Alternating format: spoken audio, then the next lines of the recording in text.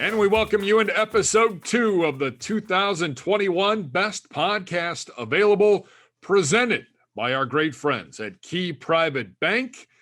First checking account, Gribble, that I ever had came from Key Bank, and big bank, big, happy. We're on board. We have a sponsor. We've made it, Gribbs. That's kind of how I'm feeling here on this Thursday, 9 weeks out from the 2021 NFL draft right here in Cleveland, Ohio. Gribbs, a pleasure to have you back and on board.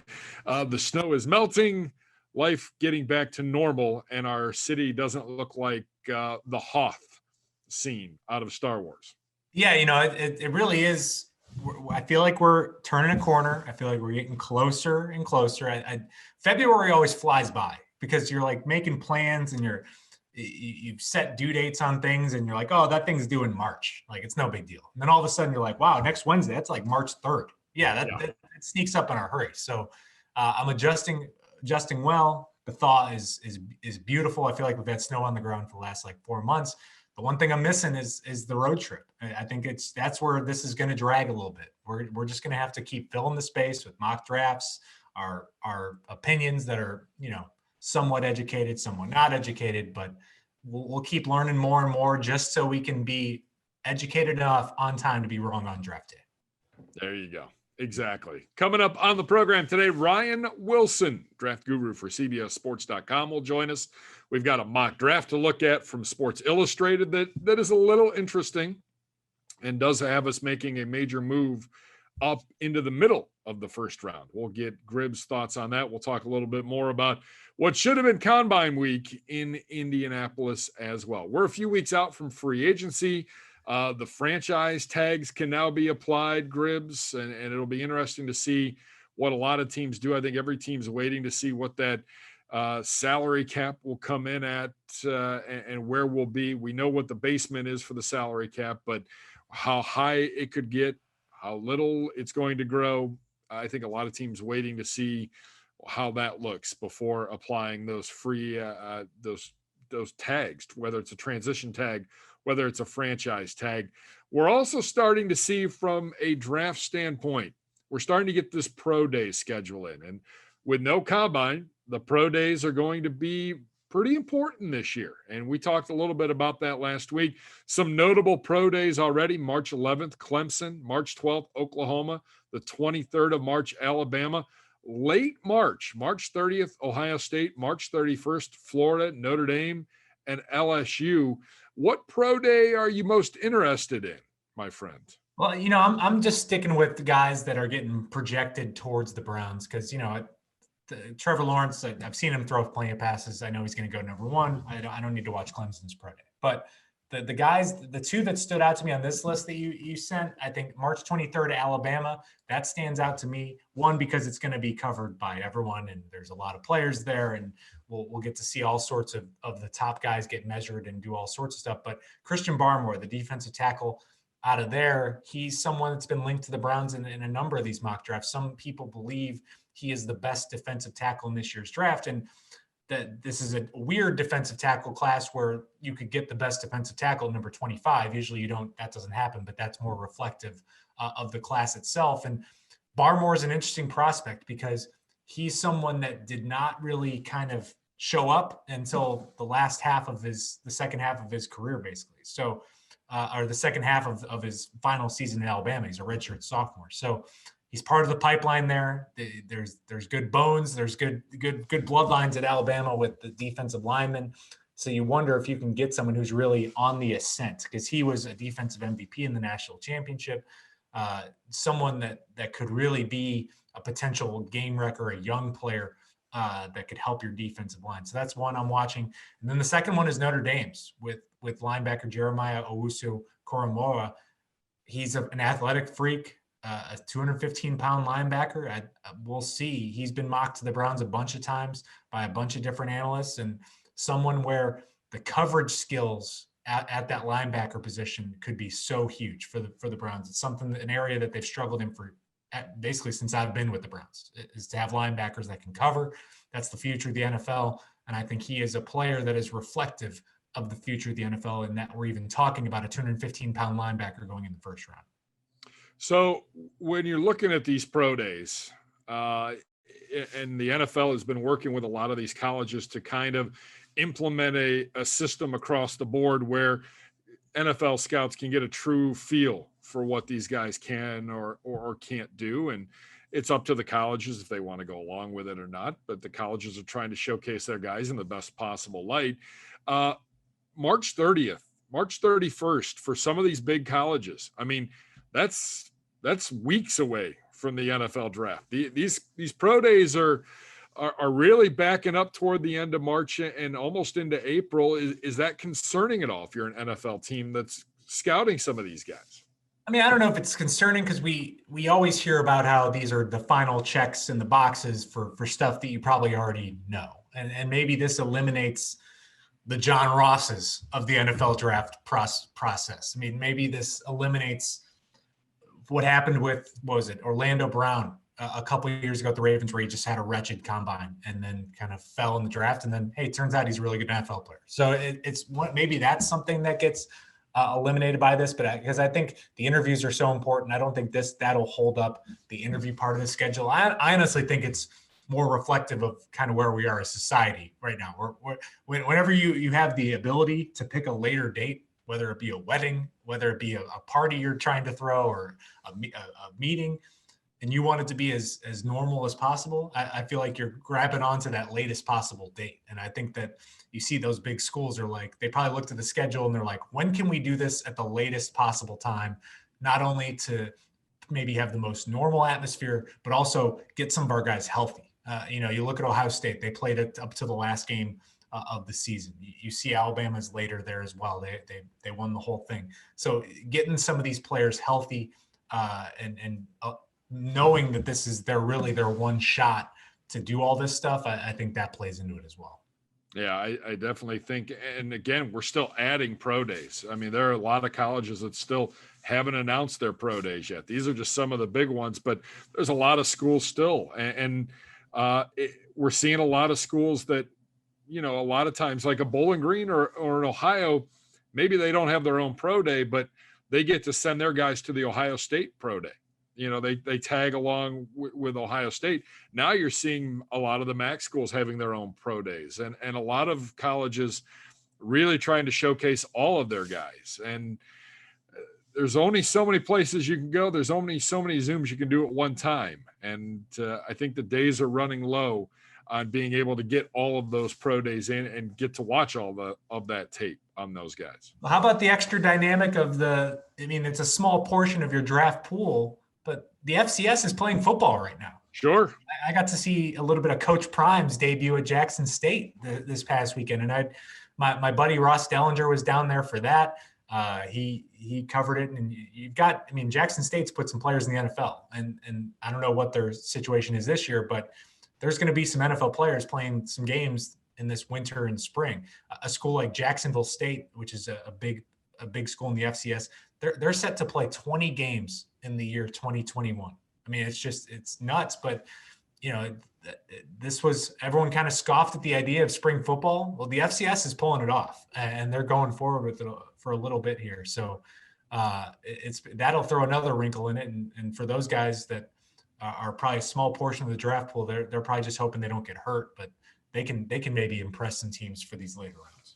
Yeah, definitely a lot to watch and a lot to digest if you're an NFL team and you're an NFL front office. And luckily, the Browns with an advantage. The front office is intact, the coaching staff's intact. Year two, working together, and really they were on the forefront a year ago on this and getting through this, and no reason to think that isn't the case again here in 2021. NFL.com with every team's three biggest needs this offseason. And we'll get a little bit more into this closer to free agency. Well, I want to get you and Zagura in a room together and really kind of break down the top needs for this football team. But they listed for us the top three needs in no particular order: linebacker, edge, and corner.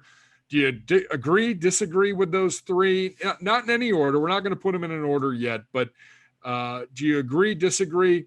What would be number four? And I say that because on Browns Daily the other day, there was a conversation had, if wide receiver isn't the number one need for offense. And you would look at it and you'd say, well, you got Odell, you have Jarvis, you have Donovan Peoples-Jones, but everybody else then is a free agent, or they've just been signed to a futures reserve contract. Not a lot of depth in that wide receiver room. And you've got Odell coming back from an ACL injury. Your thoughts on those top three needs? That's tough. I'll be boring first. I agree that those are the three biggest needs for this team. I don't know we can quibble about the order, and I think the order will be determined in free agency. I think if it holds true, I think going into the draft, I imagine edge will remain maybe the top one, because it's just a hard position to address in free agency unless you want to go broke. I mean, it's just an expensive position to fill in free agency. But, I'll throw this out there for offense. I can go along with the notion that you should address wide receiver, but if you use the same logic where the wide receivers, your starters are pretty much set, you've got Donovan Peoples-Jones coming off a good year, then I'll apply the same mindset to offensive tackle. I think that's just as much of a need. I get that you put 3 or 4 wide receivers on the field and you tap into that depth much more than you hope to at tackle. But if you have to play that tackle, it's pretty important that guy can be pretty solid. And you're losing you don't know if you're losing Kendall Lamb. He is your one free agent at that position. He's a solid guy that it'd be great if you can come back. He's a versatile player who stepped up for you in that position. But he is poised to be a free agent. So that's an uncertainty. Chris Hubbard had a knee injury they had to have surgery on late in the season. So you wonder what his status will be when you get toward training camp and early in the season. Hopefully he will be ready. But otherwise, it's a lot of unproven kind of commodities at that backup tackle position. And you don't want to have a major drop off from Jedrick Wills or Jack Conklin to the next guy up. So I'll make the argument that I would like to kind of fill the pipeline with some tackles. I'd like it to be a good problem to have, that you have too many good tackles, but that's one I would argue. I know it's boring. I know we don't want to go people. I feel like we had people snoozing through our endless podcast last year, breaking down tackle prospects for the first round, but it's an area where you just couldn't fix it in one off season. You did a heck of a job addressing it last year, but it doesn't mean it's done. And I could see that being a position you address. Well, you limped to the finish line on that offensive line. You really did. I mean, if one of those guys gets hurt in that Kansas City game, I don't know if we know who's playing on the offensive line.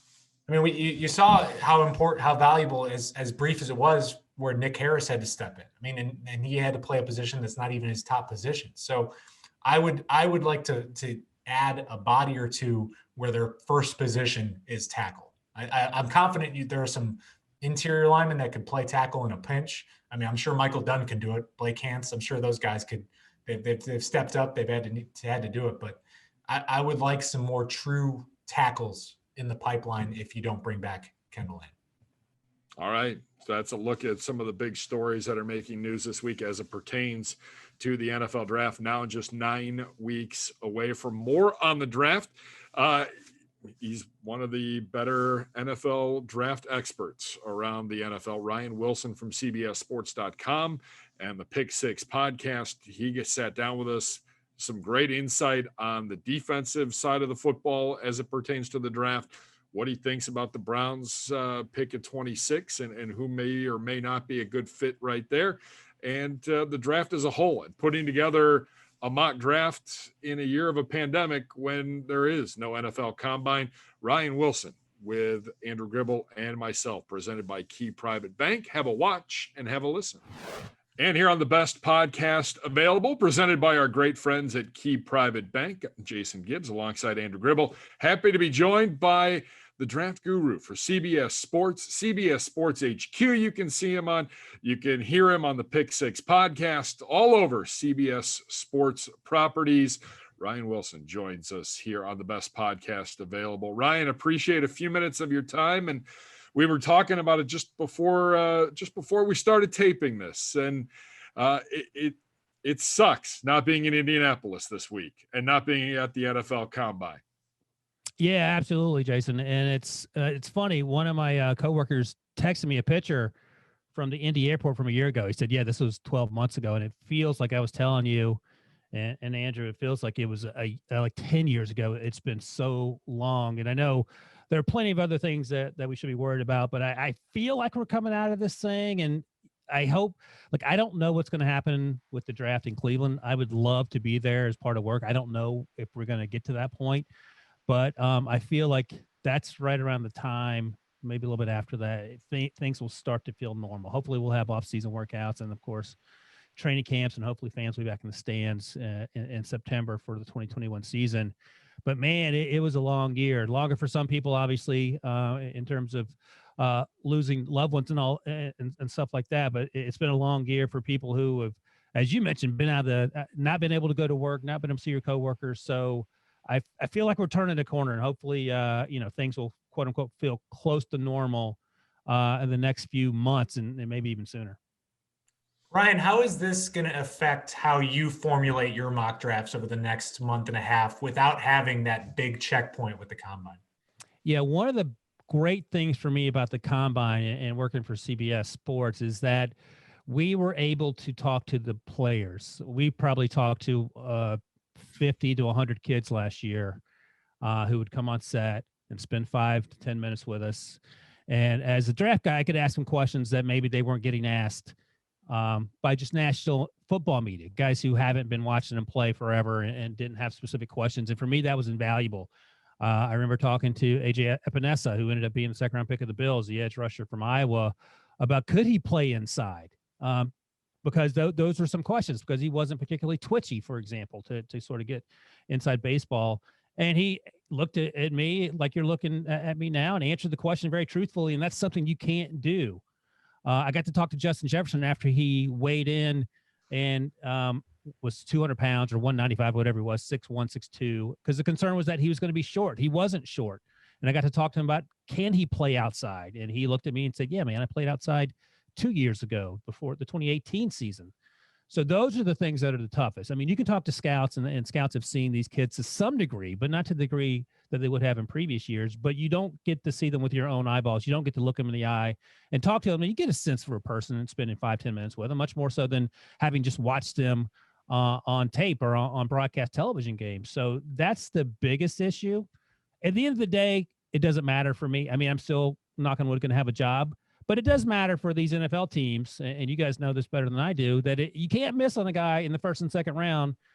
There's no excuse, because all 32 teams are going through the same thing. So you still have to be as vigilant as ever, and sometimes probably even more vigilant in a year like this, because you don't have that face-to-face. The combine, as we know, it isn't going to be there. We just talked about that. But even the interviews are going to be over Zoom. So I can get a sense for a player over Zoom, but certainly not.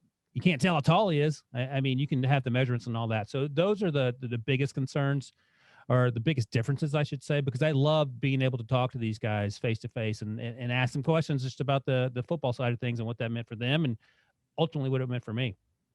So the NFL, I mean, the world basically shut down after the NFL Combine. I think it was just a couple weeks later that everything closed up shop, and we all started this whole working from home and spending time on Zoom. What did you learn from last year once the pandemic really hit this country, that you were able to take and use this year, knowing full well that there's not going to be an NFL Combine? Yeah, that's a really good question. So I've been covering the NFL for CBS since 2011. So I'm almost 10 years in, which is also in and of itself nuts. But I've only been doing the draft. This is my third draft. And for me, it was a trial by fire the first time in the 2019 draft, the 2018-2019 season, because while I watched NFL football because of my job, I hadn't watched a lot of college football. So I had to jump in with both feet. And it was a learning process from that year to last year, and certainly from last year to this year. So one of the most important things, and you guys probably know this too, spending too much time on Twitter isn't good for your health in general, but you can get caught up in sort of draft Twitter and be convinced of things that your eyeballs aren't telling you. And early on, when I was doing this, I didn't know I didn't trust myself. And the more I go through it and the more I talk to people around the league, look, man, people have differences of opinion on players, and it doesn't, and I think that you have to trust what you see. And if you don't trust what you see, go back and watch more. And this really doesn't even necessarily require you to have a combine or not have a combine, but the takeaway for me was don't get too caught up in Twitter. So I'm on Twitter, obviously, for work, but this is the time of year, right around February, that I'm on Twitter less, because you will see and hear things. And the funny thing is, like, I do a mock draft literally every week for work. It's bonkers. There's no sane reason to do that, but people like to read it, and people like to yell and scream about it. So this is a time of year where Twitter fans are extremely angry, typically, about whatever I have their team doing. And by and large, that doesn't really affect me. That's part of the deal, and I get that. But in terms of people in the media and what they like and what they don't like, you can get sucked into that. And what you find is, the more you do it, the more you talk to folks around the league, there are differences of opinion, and that's okay. Just have conviction in why you like a guy, and then go from there. And by the way, at the end of the day, when we look back in years 2, 3, and 4, we're all wrong about probably 70% of the time on these guys. Like Justin Jefferson went 22nd overall. He had 1,400 receiving yards. Let's settle down. And I don't think a lot of people thought Henry Ruggs was the best wide receiver, but the Raiders did, and they took him. And, that happens. That's just sort of the process. So I think trusting yourself more as I go through, this is one thing I've learned. And even sort of getting around your question there, the combine, whether it happened or not, it wouldn't have mattered, but just having more confidence in what you do. And I think that sort of comes with any job you're in. The more you're in it, the more you feel more comfortable in what you're doing. How are you judging the players that didn't play last year? How has that affected what you're doing? And because you're usually, if there's someone that didn't play last year, it's because of an injury, but these guys weren't injured. I mean, how are you evaluating them? And have you found yourself maybe moving them up more than you thought, or moving them down more maybe than you might have thought you were doing? That's a good question. And the thing is, for players like Micah Parsons, the off-ball linebacker, he can actually play anywhere at Penn State, or Jamar Chase, the wide receiver at LSU, it has zero effect. The only concern for someone like Jamar Chase is that you get caught up in watching Devonta Smith. And Devonta Smith had a fantastic season. He deserved to win the Heisman. But you go back and watch Jamar Chase, like, oh, yeah, I remember why he is special. But then you have guys like Rashad Bateman opted out, then he opted back in, the wide receiver from Minnesota, and then he opted out sort of halfway through a weird season, and I get that. But he looked like a different player. Like he changed numbers from 13 to 0. And the first thing you notice is he didn't look as big. And I said, that's weird. And I didn't know if it was the fact that the number made him look smaller, but he looked like he was 15 pounds lighter. So you have questions there. And again, I don't get to see him in person, so I don't know. So I have to talk to people that do get to see him in person and find out. But I was talking to Scott in December about him, and he said, yeah, he looked really thin and sort of, not the body type that we saw. So that's a question. And he played a few games. But then there's players like Jamie Newman, the quarterback from Wake Forest, who transferred to Georgia, that I was really excited to see play. And I don't begrudge any kid for choosing to opt out for whatever their reasons, whether it's monetary or concerns about family, whatever. I fully respect that. But selfishly, I did want to see him play, just to see him get out of that offense at Wake Forest, which was this sort of RPO slow mesh offense, and put him in an offense in Georgia where he'd have a chance to face some of the best players in the country, and do it in a slightly different offense, hopefully ones that would throw the ball a little more frequently. But he opted out right before the season, so we didn't get to see that. He went to the Senior Bowl. I wasn't at the Senior Bowl. We didn't send anyone from CBS Sports. And, not surprisingly, he looked a little rusty. So I think it depends on the player. There's not an instance like Gregory Rousseau is another player who came in as a top 5 player, probably in the media's eyes, the edge rusher out of Miami, who was a converted wide receiver. He does not have a lot of experience at edge rusher. He had 15.5 sacks in 2019. You'll go, God, I can't wait to see him play. He opted out, which is his right. But I think that's an example of someone getting pushed down the boards because of lack of experience, and NFL teams are certainly concerned about that for certain positions, and the emergence of other edge rushers who played pretty well. Kwity Paye out of Michigan came back and played. He played really well. Jalen Phillips, a guy who took his number at Miami and had retired in 2018 because of injuries, he had a fantastic season. That's another example. Azeez Ojulari, who's at Georgia, had a really good season. So these guys are getting pushed up, and through no fault of his own, Gregory Rousseau, at least in the media's eyes, you talk to some folks around the league and like, yeah, there are questions about what type of player he can be, only because we haven't seen a lot of him. So it's a mixed bag. The players at the very top, it doesn't matter. Like Trey Lance, he didn't opt out. The season just was canceled for him at North Dakota State, the quarterback, and he played one showcase game in which he was fine, but he played exactly like you would expect someone to play who hadn't played in 6 or 7 or 8 months. I think he's exactly the same place he would have been had he played. Maybe he's higher if he balls out at FCS, North Dakota State, but he's a top 12 guy, I think, and I think NFL teams certainly understand that too.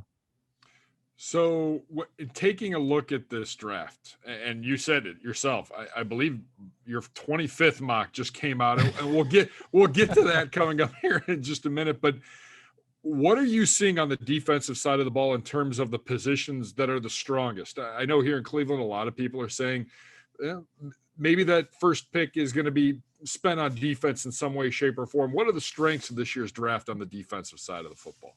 Well, I think cornerback's pretty deep, and I don't know what the Browns feel, the fans at least feel about cornerback, because they have Denzel Ward, Greedy Williams has struggled to stay healthy.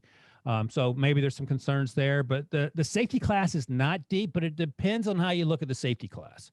So in this week's mock draft, I had the Browns taking a safety for the first time in forever. I think usually it's been defensive line or edge rusher. And I hadn't taken Trevon Moehrig out of TCU, who's a really good free safety. He can play in the slot. I know I'm a Steelers homer. I don't know if we talked about that last time, but I know Browns fans in general were not crazy about Andrew Sendejo being back there, good or bad. But if you added depth there, I get that. But then if you talk about someone like Jeremiah Owusu-Koramoah out of Notre Dame, he's a linebacker at Notre Dame, but he's one of these hybrid players that probably is going to be better suited at safety. And if you want someone like that, sort of like a Jabril Peppers, obviously Browns fans are familiar with him, that type of athleticism, that type of versatility. And he's not a free safety, but he can certainly play the Isaiah Simmons type hybrid role. There are guys like that. Hamza Natural-Dean out of Florida State, who was injured at the end of 2019. So I think the safety class is sneaky deep. The up-ball linebacker class has some playmakers. We talked about Micah Parsons, but there's Jamin Davis out of Kentucky. There was, who was I watching? Oh, Baron Browning at Ohio State. You guys probably know him really well. I was just watching the Clemson game yesterday, and I know there's a play, like Trevor Lawrence beat him around the edge once early in the game. And there's a play later, an RPO play, where Trevor handed off to, I think, Travis Etienne, and Barron was on the edge and absolutely jacked up Trevor Lawrence, who was running the fake, to the point where he landed on his shoulders, on his back, and he got up and was looking for like a flag for a roughing the passer or whatever. And later in the game, Barron actually ran down Trevor Lawrence on another. He was trying to score around the edge. He's a good player, and that's no surprise coming out of Ohio State, but I was just sort of recently been watching him and impressed with him. So there are guys there. Cornerback I mentioned. Edge rusher has some guys. You can find guys in the first 3 rounds that can help you along the edge. Defensive tackle class is not that deep, but if you're in the top 60 picks, you can find a guy there either late in the first, if you're the Browns, or at some point in the second, maybe even early third, that can help your team immediately. I'm going to ask you about 2 linebackers that a lot of other mock drafts have had go to the Browns, but you have them actually go much higher in the draft. So you obviously have a pretty high opinion of these guys. Xavien Collins out of Tulsa and Jeremiah Owusu-Koramoah. Two kind of different kind of guys, but what do you like about them, and why do their skills translate to the next level? Yeah, Owusu-Koramoah is insanely athletic, and I work with Brady Quinn at CBS. He's also at Fox, and you guys certainly know him from Notre Dame and when he was with the Browns, but he's not surprisingly super high on Owusu-Koramoah. But he says when you see him work out, or whatever that's going to end up being combine-wise, his numbers are going to blow people away, just because that's the type of insane athlete he is. And as I mentioned, he's sort of that Isaiah Simmons hybrid type, that Derwin James hybrid type. I talked to scouts that like him better in the second round, but the athleticism it gets your attention. And there's some questions about his instincts, but again, when you're a scout, your job is to find things wrong with players, and sometimes there aren't things wrong with players. And I think, does he have room to grow? Absolutely, but I think he has a chance to be special because of the athleticism. I think I've had him going to the Browns. Again, I've done 25 of these freaking mock drafts, so I think at some point, Xavien Collins is another guy who. The funny thing is, he outweighs Owusu-Koramoah maybe by 30 or 40 pounds. I think he's listed at 260. He's 6'4". He plays in the middle of the field. He's not an edge rusher. Sometimes you see him listed as an edge rusher, but he played primarily in the middle of the field. He had 2 pick sixes last year. One was like an 85-yarder where no one came close to catching him. He could be more physical sometimes, trying to get off blocks, or not trying to avoid the blocks in terms of the run game. But again, these guys are 21, 22 years old. He's going to get better, but the athleticism, the physicality, the ability to go sideline to sideline is there, and it gets your attention. And we've seen the evolution of these linebackers over the last few years. In a lot of ways, it started with Ryan Shazier in 2014, but we've seen the guys come after him: Rashaan Evans, Roquan Smith, Devin Bush, Devin White obviously was starring in the Super Bowl all over the place. And those are the guys you're looking for, sideline to sideline guys. And I know the Browns have drafted a couple linebackers in recent drafts, Mack Wilson and I think Taki is the Browns guy, right? There's there was one that the Lions drafted, was a similar type player. But right, those guys have the athleticism, but this is next level athleticism, and it would not surprise me if that was the direction the Browns went. Should either one of those guys be there late in the first round? Then I'll ask you about a couple defensive tackles because they're right around the Browns' range as well, with Christian Barmore out of Alabama and then Davion Nixon, who had just a spectacular season at Iowa this year. What do you like about those guys, and how are they different? Yeah, they're both insanely athletic. And Barmore wasn't a starter last year at Alabama, but I heard folks at Alabama talking about him over the summer. So you try to watch him and you saw glimpses of things. And it's hard to tell, especially on the interior defensive line. Well, guys don't have a lot of snaps, exactly where they're at. And I think he was injured to start this season, so he didn't play immediately. And the last 5 games, you talk to folks at Alabama, and they're like, just watch the last 5. That's when things started happening. We saw him in the playoffs go crazy, but that athleticism, the quickness off the snap, he was better against the pass than the run coming into the year. And I think he got progressively better at both. But he's not Quentin Williams, but he's that type of guy who I talked to Quentin Williams in Nashville at that draft. And I said, what were you doing 12 months ago? He said, 12 months ago, I didn't know I was going to even be starting. I was trying to win a starting job at Alabama. And that's sort of the same thing with Barmore. 12 months ago, he was trying to win a job, and he certainly did that. But again, you have to remind myself this. These guys are young. They're going to get better. What you see isn't the finished product. So if you like that, if you like a guy who's quick off the ball, getting to the backfield and be very disruptive, Barmore's that type of guy. Then you line him up next to someone like Myles Garrett. That's a huge problem for the other teams in the AFC North. I'm with you on Davion Nixon. You talk about a quick first step. You talk about a guy that's disruptive. He is disruptive against both the pass and the run. And I've heard not everyone loves him, but again, that's fine. I love him, and I go back and watch him and make sure that I love him. Yeah, I still love him. He's an explosive player. You watch some of the things he was able to do in terms of beating offensive linemen off the snap. He's not going to be a one gap guy.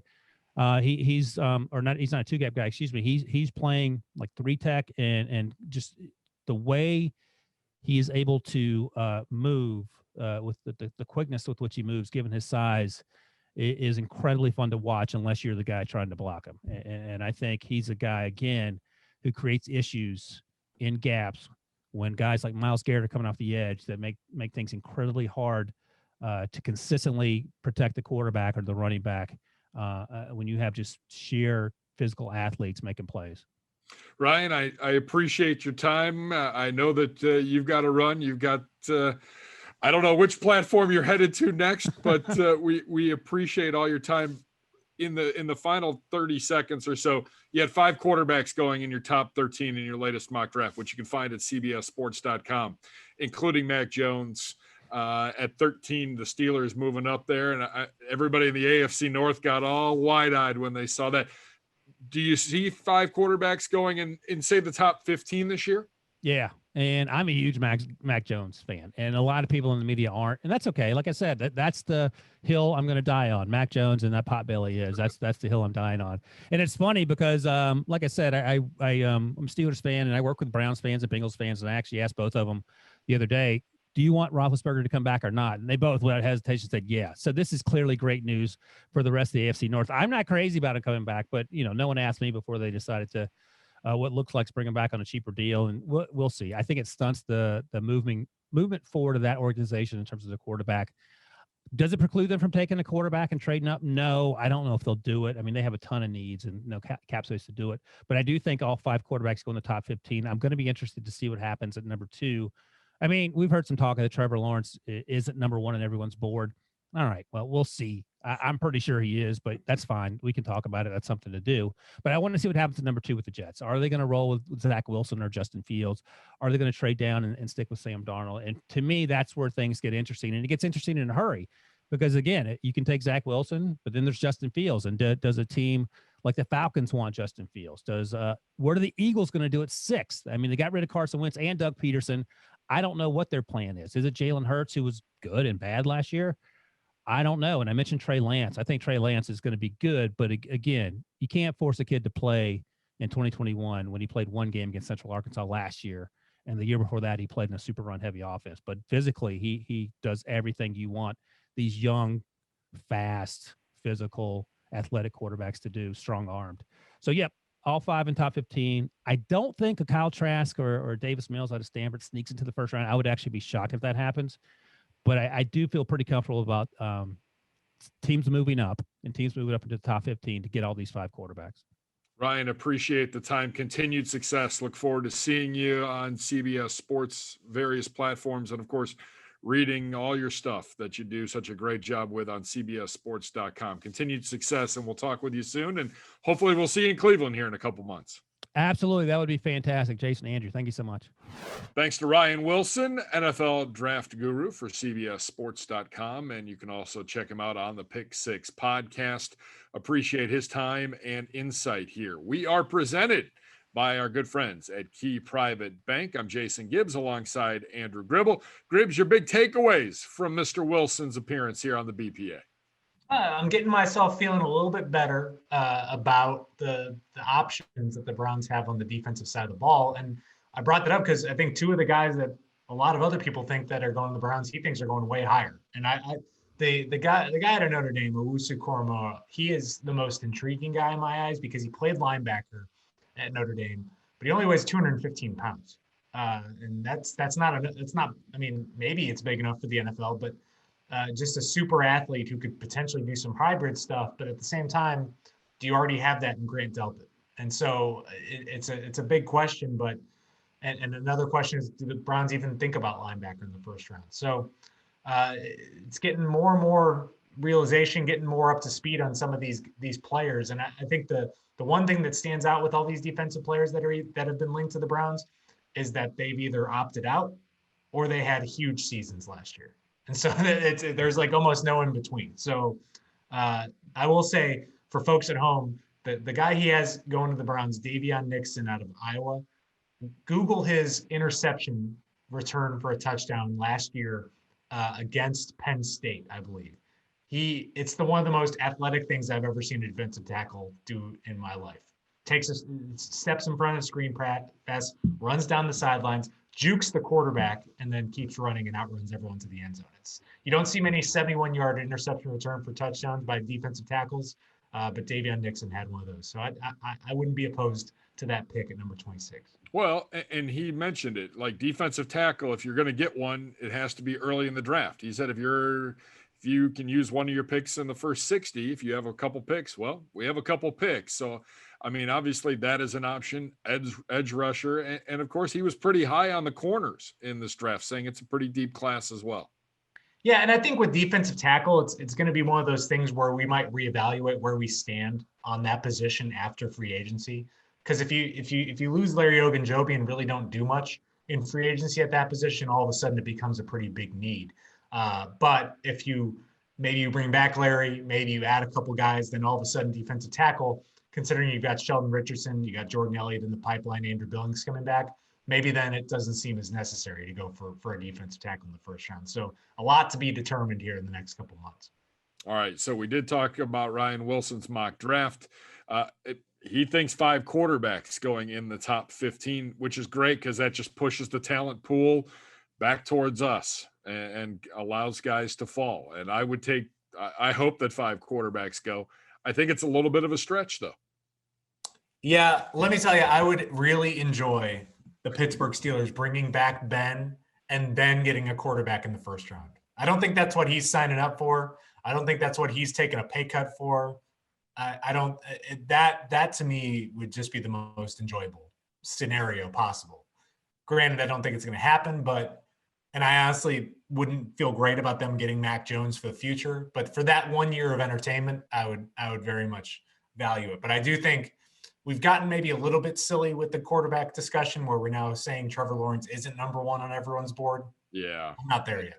No, you're getting clicks. You're going for clicks. Yeah, I mean, that's just like when maybe they're following my pitch last year when I said to get some attention, have a take that Joe Burrow is not the number 1 pick in the draft. So maybe that's what people are following, the blueprint to more attention. Yeah, exactly. I think that we'll all expect Mr. Lawrence putting on a Jacksonville hat that first night in Cleveland coming up here in just a couple months, 9 weeks to be exact from right now. Thanks again to Ryan Wilson for his time.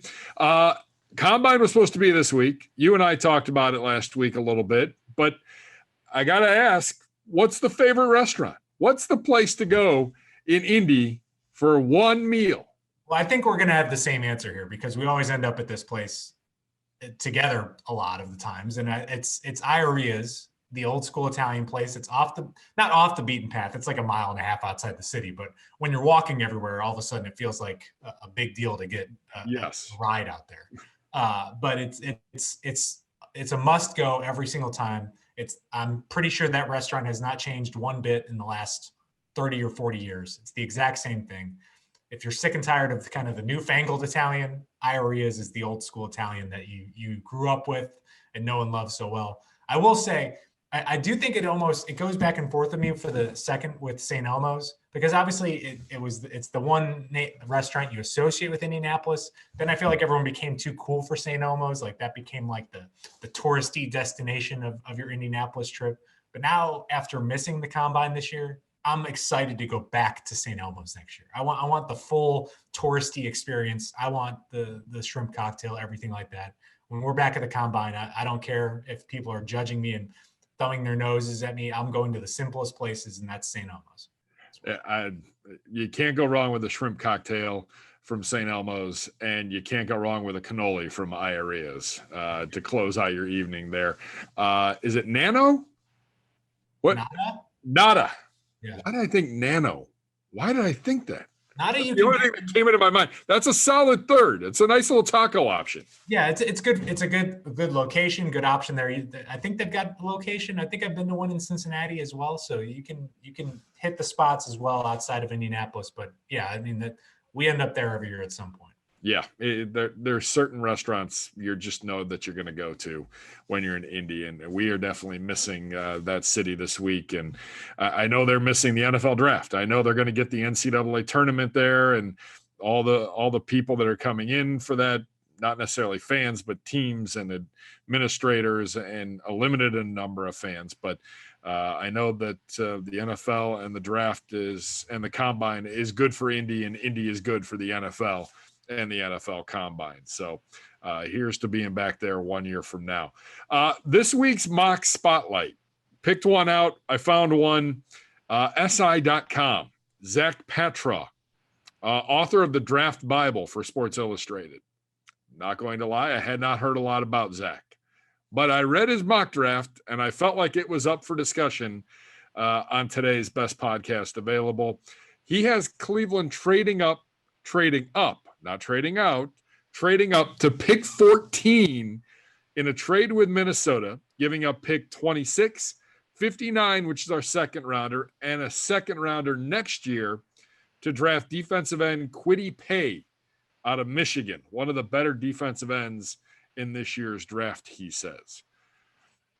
I'm not sure I see us going that high up, but thoughts from you on this? Well, I mean, it's one of those things. It's maybe you're looking at the difference between if you're drafted at 26, I don't think you lock in the guy as a starter on your defense going into 2020. You maybe hope they develop and blossom, but once you get into the 14 range, that's someone that you draft that you're like, this guy should start. So it's a matter of, do you decide we need a guy that needs to start on this defensive line opposite Myles Garrett? And I think that would be the decision you weigh with that. And it's interesting. I tackled a question that was similar about this in my mailbag last week about what it would take for the Browns to trade up into the draft. And I think the Browns do have the kind of assets you do need to make that kind of trade, because they have 9 picks, including an extra third rounder and an extra fourth rounder. So to go from 26 to 14, that's a pretty big jump. That's a 12 spot jump. And so I think his compensation is close to right on what it would take to move up historically. I look at what the Steelers did 2 years ago, going from 20 to 10, and they gave up a first round pick, a second round pick, and then a future third. So maybe you don't have to give up the future second. I would like to be able to make that move without that, but and I would personally enjoy being able to get rid of that Saints third round pick instead of having to give up the current second round pick. But that's ballpark. That's pretty close to what it would take, which on the surface doesn't seem like a ton to give up to move up a pretty significant amount in the first round, but it's still, this is a smart front office that values its assets, and that would be one that would maybe, I think, surprise some folks to make a move like that. I think it's more realistic to move up 3 or 4 spots as opposed to making one big jump up. I think we can all agree on that. Yeah, you move up a few spots, and then the compensation gets really small. I would say it would be something that you don't really even think twice about. And I look back at a team like the Seahawks and made a trade with the Packers in 2019. All they had to do was they moved up from number 30 to number 21, and all they had to do was part with 2 4th-round picks. I'll take that. I have no problem stomaching that. See, the Browns do have 2 4th-round picks. Well, and really, you're trying to get ahead of Pittsburgh. If you're moving up, I would assume it's ahead of Pittsburgh to get someone from a defensive standpoint that you're worried about the Steelers possibly taking and snatching up. Yeah, a lot of similar needs between the Steelers and Browns in this year's draft. And, well, the Browns beat the Steelers, so the Steelers are picking it ahead of the Browns. So I'll take that. Yes. I will. That was a victory that I will gladly take a few spots behind the Steelers in this year's draft.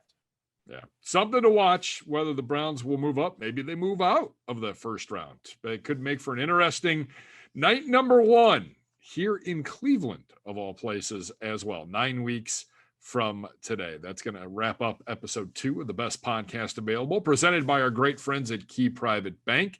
Make sure you log on to clevelandbrowns.com or wherever you get your podcasts. Like and subscribe today to the best podcast available.